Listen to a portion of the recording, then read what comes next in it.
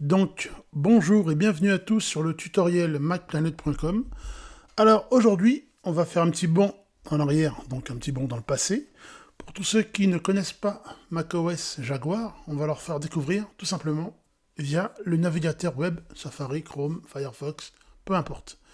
Donc, je vais vous montrer un programme qui va vous permettre de découvrir macOS Jaguar. Donc, pour ceux qui ont connu, bon, ça leur rappellera les souvenirs. Et ceux qui n'ont pas connu, ben, effectivement, ils pourront découvrir. Alors, en outre, je mettrai dans le descriptif des liens pour télécharger les fonds d'écran, donc de macOS X Cheetah jusqu'à macOS Sequoia. Donc, vous allez avoir les liens, des fonds d'écran en 5K. Alors, Jaguar, ce sera celui-là, par exemple, vous voyez. Voilà, Jaguar, Panther, Tiger, etc. Bon, tous les fonds d'écran, si ça intéresse certains. Et je mettrai aussi des liens pour télécharger les anciennes versions de macOS X, donc de macOS X Cheetah jusqu'à Léopard. Donc lien direct, vous voyez. Si vous voulez télécharger sur un ancien Mac la version Jaguar que je vais vous présenter par exemple, ben vous allez juste appuyer là-dessus et puis ça va débuter le chargement. Alors, maintenant pour bien faire les choses, comment donc lancer Jaguar, on va lancer le site. Alors, je vais fermer les fenêtres, les onglets qui ne servent à rien, parce que voilà. On va lancer le site infinitemic.org. Je mettrai le lien en descriptif. Et là, vous voyez, il est déjà en train de lancer macOS X Jaguar 10.2. Donc, c'est vraiment le petit bond dans le passé qui est plutôt sympa. Alors, comme tout se fait dans le navigateur, ça peut prendre un petit peu de temps, voilà. Mais ça permet d'avoir une vision, vraiment une vision de ce qu'était macOS X avant de devenir macOS. Donc je trouvais ça plutôt amusant. Alors, donc là, on attend le chargement. Vous voyez le petit témoin vert, noir qui s'allume en vert. Donc c'est pour dire, en fait, à l'époque, que le disque dur était en activité, simplement. Et là, vous voyez, vous avez des petits menus. Alors, des petites commandes pour le scaling, voilà. Le chargement de files, le full screen, voilà. Voilà, là on le met en full screen, mais on est toujours au sein du navigateur Safari. Vous voyez, donc c'est comme ça en fait que s'affichait votre écran de Mac à l'époque. Alors on le lance. Alors faut un peu s'armer de patience. Hein. Bon, ça c'est normal, hein, c'est comme toujours.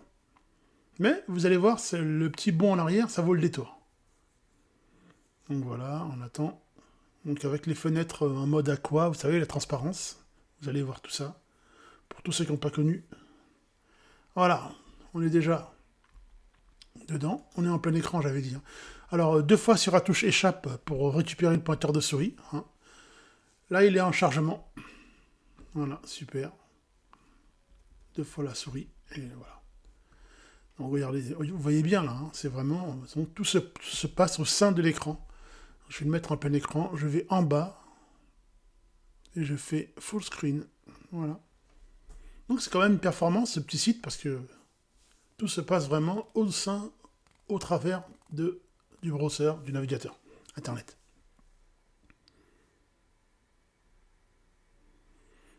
Voilà. Ah oui, parce qu'à l'époque, les OS n'émarraient pas aussi vite qu'aujourd'hui, hein, puisqu'on n'avait pas de SSD. On était bien sur des disques durs, hein, petits disques durs de petite taille. Voilà, toujours en charge.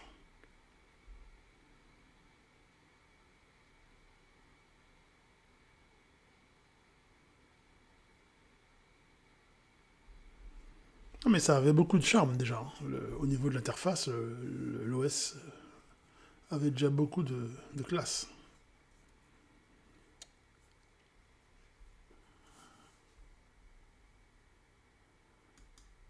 Alors,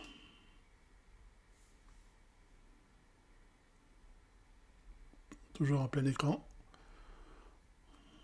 On va voir. Non, ouais, toujours en charge. Hein. On attend que le bureau s'affiche. Puis c'est bien, vous voyez ça en temps réel. Hein.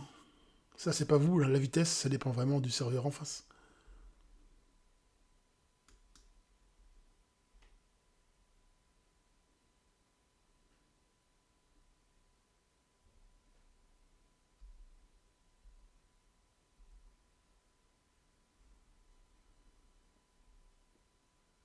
Et voilà.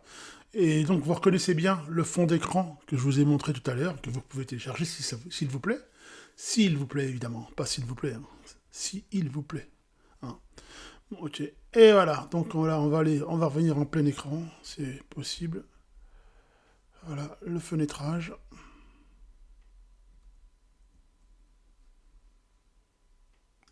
Voilà, on voit mieux pour le tuto.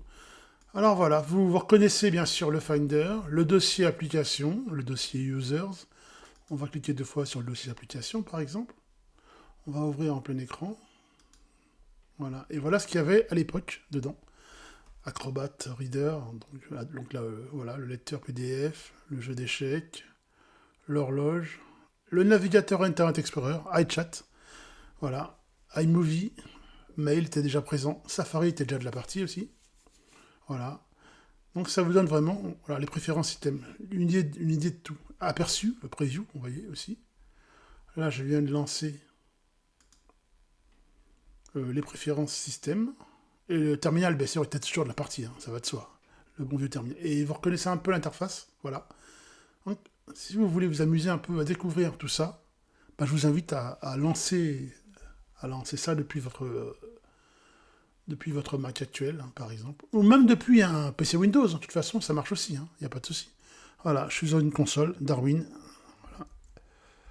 Voilà, les petites commandes qui fonctionnent bien, Unix. Donc, voilà, vous pouvez vraiment utiliser ça comme bon vous semble. Donc là, terminal. Et là, le disque de démarrage, clavier, donc voilà. Qu'est-ce que je peux vous montrer dedans encore On peut choisir les fonds d'écran, j'imagine. Desktop.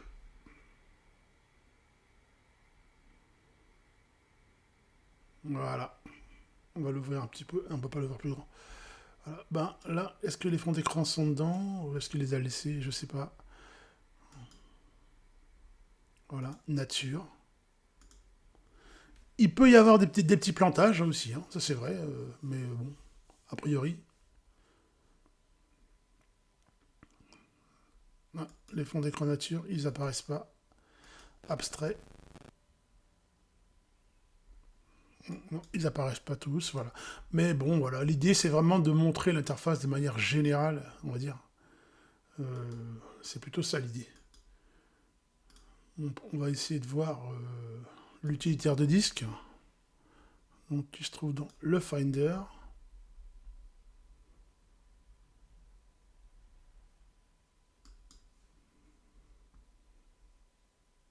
Ça rame un petit peu, hein.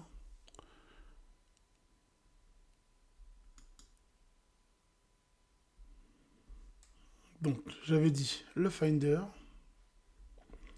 le disque Macintosh HD, voilà, le dossier application, ben on peut y aller directement. Et l'utilitaire de disque qui se trouve toujours dans Utilities, alias utilitaire. Voilà les stickies, les notes. Voilà. Et on va lancer l'utilitaire de disque. Donc, alors, qui se trouve... Voilà, disque utility. Et disque copy aussi, il y avait à l'époque, vous voyez. Intéressant. Disque utility, voilà. Le trousseau, Cache and Access, qui était déjà là également. Alors là, il me le lance.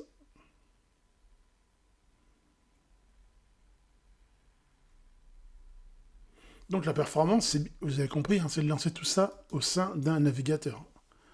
C'est quand même pas rien.